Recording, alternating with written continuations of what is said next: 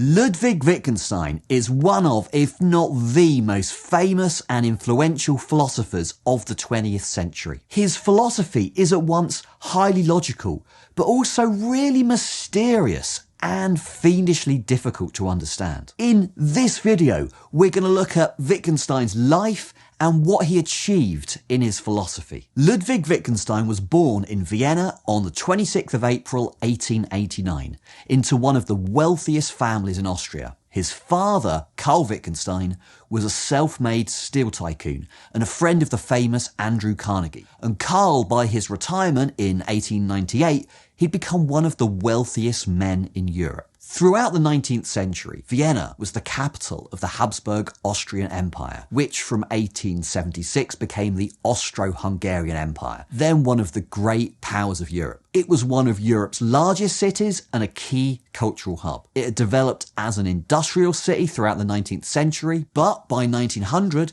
it was a centre of the European-wide Jugendstil, or Art Nouveau movement. The Vienna Succession movement, which included the artist Gustav Klimt and the architect Otto Wagner, was funded by Karl Wittgenstein. So Karl and his wife Maria had 9 children, of whom Ludwig was the youngest. And they were by any account an unusual and highly talented but troubled family. Johannes Wittgenstein was a musical prodigy, and Paul Wittgenstein became a concert pianist. Ravel wrote his piano concerto for the left hand for Paul Wittgenstein, who had lost his right arm in World War I. But Karl was a tyrant to the children, and later Konrad, Rudolf, and probably Johannes Wittgenstein died by suicide. Karl Wittgenstein had emphasised the need for a scientific education, so Ludwig Wittgenstein studied at the Realschule in Linz, receiving a practical rather than a classical education, followed by the Technical Academy in Berlin-Charlottenburg. In 1908, he began studies at the College of Technology in Manchester, eventually working on the design of a propeller. And I just want to note there how kind of weird and unusual an education that would have been for essentially a European aristocrat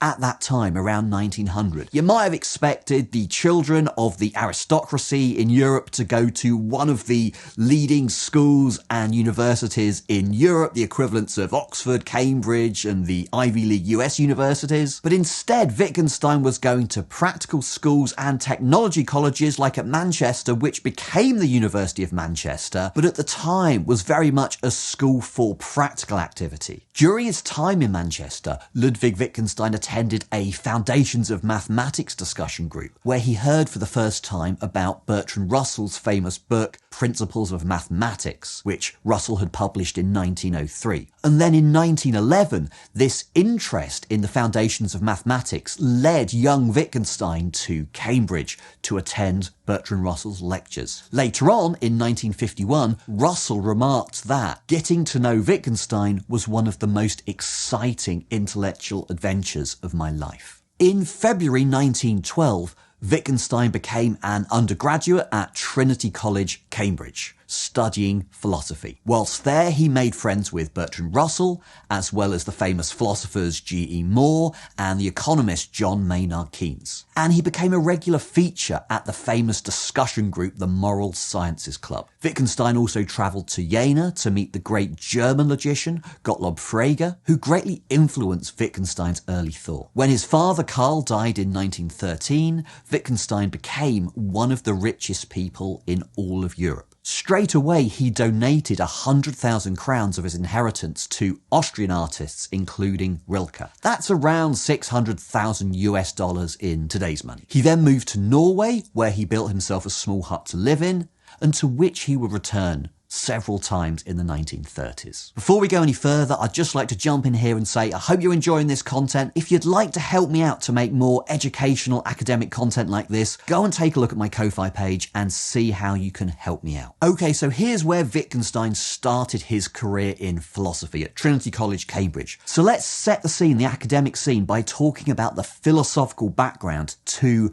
Wittgenstein's time at Cambridge starting in 1912. At this time, British philosophy was still very much under the influence of Hegelian idealism, so German idealism. Idealism's advocates in 19th century Britain included T.H. Green, F.H. Bradley, J.M.E. McTaggart, and H.H. Joachim. These philosophers had an important impact on British philosophy in general. So, for instance, McTaggart taught Bertrand Russell and G.E. Moore at Cambridge, both of whom would later teach Wittgenstein. And in fact, both Russell and Moore began their careers as idealists before changing their mind and moving and really creating what we now know as analytic philosophy. So largely as a result of the changing attitudes of Russell and Moore, British idealism fell out of favour early in the 20th century to be replaced by the analytic school of philosophy, which in the Anglophone world at least is still the dominant form of doing philosophy in universities. The rise of analytic philosophy around this time was also due to the writings of Gottlob Frege on logic, language, and the foundations of mathematics. So Frege was primarily a mathematician, but he wanted to provide secure philosophical foundations for mathematics. And in doing so, he more or less developed modern logic in the form that we find it today. And he gave an analysis of language and its meaning, which still remains very, very influential. And Frege's influence can be found right throughout Wittgenstein's Tractatus. Russell too was a mathematician who helped to develop mathematical logic around this time. So there's his Principles of Mathematics from 1903 and the classic Principia Mathematica that he wrote with A.M. Whitehead over 1910, 1912, 1913. 3 volumes. These are both classics of the field. So there's this shared interest in logic, mathematics, and meaning, and that was to be a key influence in early analytic philosophy, and these were really the areas on which Wittgenstein began to work. So Bertrand Russell's approach to analysing language was really logical. There was this process of logical analysis that allowed us to take a problematic bit of language, or a bit of language that gives rise to philosophical problems, and really to break it down with the tools of modern logic to try to show how that problem could be solved or dissolved. So a key kind of example of that is Russell's analysis of definite descriptions. So phrases like the present king of France, right? Russell has this famous example, the present king of France is bald. It's problematic because then as now there was no present king of France. So are we to say that that sentence is true? Doesn't seem so. Or false? Doesn't seem so. Or is it meaningless? Well, again, doesn't seem so because we know what it means because we say, there's no present king of France. And Russell's idea was to analyse it using modern logic to show that really these problems, once you've done your analysis, go away, all is clear once you've basically translated this problematic bit of natural language into a more regimented, formal logic language. So that's a very specific example of Russell on definite descriptions, but that kind of illustrates the general project, which is to use the tools of mathematical logic, which had really only just been invented to help solve philosophical problems. So Wittgenstein took up Russell's project of analysing language and meaning using the tools of mathematical logic. But Wittgenstein came up with views which were, in a sense, diametrically opposed to Russell's final views. Because whereas Russell was seeking to put language and meaning on a firmly empiricist footing, Wittgenstein came up with a view of language and really of philosophy that's ultimately mystical. Okay, we'll say a bit more of that in a bit. So let's get back to Wittgenstein's life. At the outbreak of World War I, Wittgenstein enlisted as a private soldier despite having been excused military service on health grounds. During the war, he was awarded several medals for bravery, and he also began work on his famous first book, the Tractatus Logico-Philosophicus, which he completed whilst he was in prison camp in Italy. In 1919, he managed to get copies of the Tractatus to both Frege and Russell through the offices of the Red Cross. And when he was released from the prison camp, he returned to Vienna and distributed his fortune between his brothers and his sisters. So let's just pause there to reflect on the circumstances in which Wittgenstein wrote one of the most famous philosophical works of the 20th century, the Tractatus Logico-Philosophicus. We know what conditions were like during the First World War for soldiers, for prisoners of war, and to think that somebody not only survived that, and that they volunteered for all of that, but they also managed to write this great work of philosophy in that setting. I just don't really understand how a human being could do that, but it really does speak to what an unusual and remarkable individual Ludwig Wittgenstein was. Okay, so Frege and Russell each tried to arrange for publication of the Tractatus. One publisher agreed to publish it on condition that Russell write an introduction, which he did, but Wittgenstein wasn't happy when he read Russell's contribution. So the Tractatus first appeared in 1921 in German as Logisch-philosophische Abhandlung, apparently without Wittgenstein's knowing. He later referred to this edition as being pirated. Russell also arranged for an English translation to be done by C.K. Ogden, this famous guy who published lots of philosophy but didn't really do the translation. The translation was done by Frank Ramsey, who was another great young Cambridge philosopher. So that was published by Routledge and Kegan Paul in 1922 with the title Tractatus Logico-Philosophicus. So this title was apparently suggested to Wittgenstein by G.E. Moore after Spinoza's Tractatus Theologico-Philosophicus. I don't know why anyone would pick a title like that for a work of philosophy. It sounds, guaranteed to put people off, but I guess that's how they rolled back then. So let's talk for a bit about the Tractatus and the kind of philosophy that Wittgenstein was trying to put forward in it. The Tractatus is a very, very unusual work of philosophy. It's a remarkably short work for a great work of philosophy. And that's in part due to Wittgenstein's condensed writing style, which has put off many readers and confused a good number of philosophers. So Wittgenstein wanted to express himself in as concise and as logical a way as possible. He was influenced in that by the work of the great logicians, particularly Frege. Whether he was successful in this, well, you got to read it and judge for yourself. The Tractatus is also unusual in its layout. So its paragraphs use a system of decimal notation which aims to make explicit whether a new paragraph expands on the previous one or whether it's making a brand new point. The Tractatus made many contributions to modern philosophy, not least of which is its popularization of the truth tables as a technique of testing for validity and satisfiability in modern propositional logic. The idea that Wittgenstein begins the Tractatus with is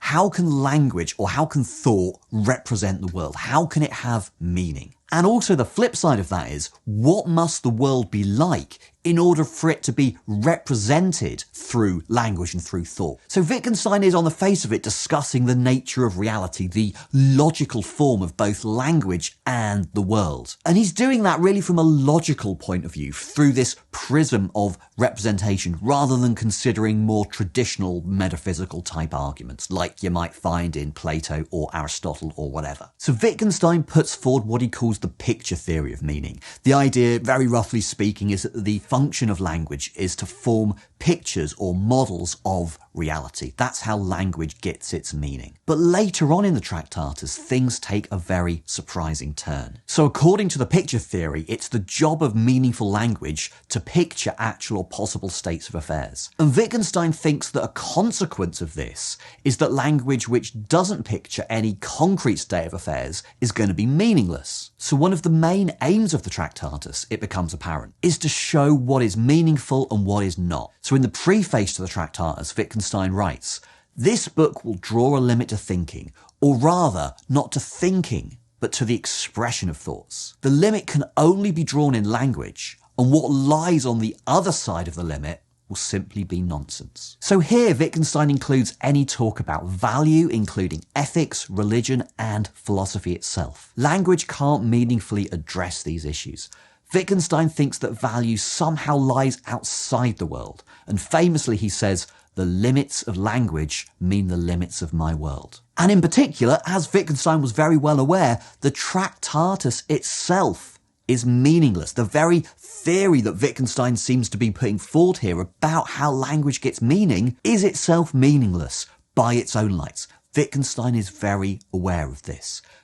But that doesn't mean that he thinks that philosophy itself is pointless. According to Wittgenstein, the Tractatus is an elucidatory activity. By this he means that anyone who comes to understand the Tractatus thereby understands that it's senseless. But since understanding has been achieved, one no longer needs the propositions of the Tractatus. He must, so to speak, throw away the ladder, after he has climbed up on it. So in this way, it doesn't matter that the Tractatus is meaningless. Its value is in the activity of reading through it, thinking through it, and coming to understand it, not in its content. Okay, let's get back to Wittgenstein's life. During the war, Wittgenstein had already decided to abandon philosophy, thinking pretty much that he'd already solved its main questions in the Tractatus, and so he began training as a teacher after the war. He qualified in 1920, and he spent the summer working as a gardener before taking up a teaching post. He visited Norway again in 1922, where he met with Bertrand Russell, but he broke off that relationship. By all accounts, Wittgenstein was a very, very difficult person to know and to get on with. The philosopher Frank Ramsey, who I've already mentioned, visited Wittgenstein in Vienna to discuss the Tractatus. Frank Ramsey was another brilliant young Cambridge philosopher who died really young, I think aged 27 in 1930. His famous critical notice of the Tractatus, published in 1923,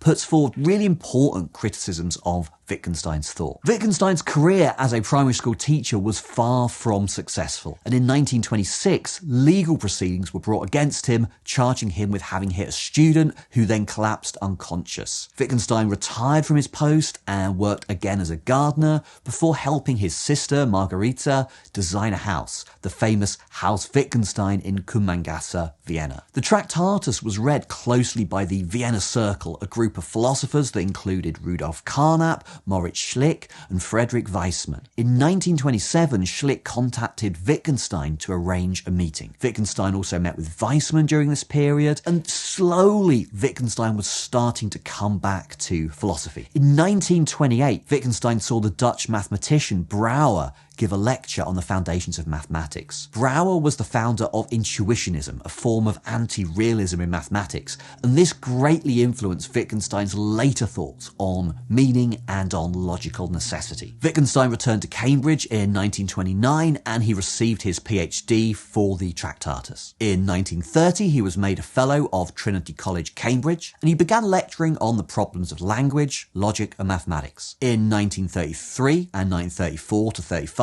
he dictated notes that would later become known as the Blue and Brown Books. When his fellowship expired in 1936, he travelled and returned to Norway, but by this time he was already concerned about his health. During this time, Wittgenstein was working on his ideas that would later be published posthumously as Philosophical Investigations, the second great work that Wittgenstein brought out. So Philosophical Investigations is perhaps the greatest work of philosophy of the 20th century. But it's again very, very unusual, and it feels very different to the Tractatus. It's less a work of logic and technical philosophy. It reads kind of like lecture notes or thoughts that Wittgenstein had. It's not really structured in the form of argument and theory and conclusion, and part of that was the way it was written and it was published posthumously, but partly it's got to do with Wittgenstein's take on what philosophy is. For Wittgenstein, especially as he thought of it during the Philosophical Investigations period, philosophy isn't so much a matter of coming up with theories that solves problems, right? Instead, we think about problems, we meditate on problems, and that really dissolves them. So philosophy isn't so much a matter of putting forward theories, it's really a kind of therapy, according to Wittgenstein. Now, personally, I find this a really hard concept to get my head around because as much as I enjoy doing philosophy, it never feels like therapy. You know, it's not a relaxing experience, although it can be very enlightening. So the Philosophical Investigations covers Wittgenstein's later thoughts on language and meaning, the purpose of philosophy, but also on the mind and sensations and psychology. It includes the famous private language argument, the rule-following paradox, which will be later taken up by people like Sol Kripke, and it contains Wittgenstein's idea of family resemblances and language games. And these are concepts which really reverberate through so much of late 20th and early 21st century philosophy. It's really hard to overstate just how influential and important this part of Wittgenstein's thought is to pretty much all subsequent philosophy in the analytic tradition. But by this point in history, of course, we're getting towards the outbreak of war, the Second World War in 1939. And at that point, Wittgenstein felt torn between his family in Austria and the realization that, as a Jewish person, he couldn't return safely to Vienna. So when Moore retired as Professor of Philosophy at Cambridge, Wittgenstein applied for and was awarded that chair. And then he was soon granted British citizenship. So as soon as he got that, he travelled to Vienna and Berlin to secure his family and their fortune. During the war, Wittgenstein lectured at Cambridge on his notes for the philosophical investigations and also on aesthetics. And later during the war, he worked as a lab technician at Guy's Hospital and then in Newcastle, where he worked on the physiology of shock. At the end of the war, he began teaching again at Cambridge on the foundations of mathematics and the philosophy of psychology, both big features in his philosophical investigations. But by this point, he'd begun suffering from kidney problems. He resigned his professorship in 1947 and he moved to Ireland and then to Ithaca in New York in 1949, where he fell ill. He returned to England and he was diagnosed with prostate cancer. He then stayed with friends in Cambridge and Oxford and London throughout 1950, and then finally he settled down with Dr. Bevan in Cambridge, who had promised to take care of him. He died in Cambridge on the 29th of April 1951, and his last words were, "Tell them I've had a wonderful life." Wittgenstein really was a remarkable person, a remarkable individual and a remarkable thinker.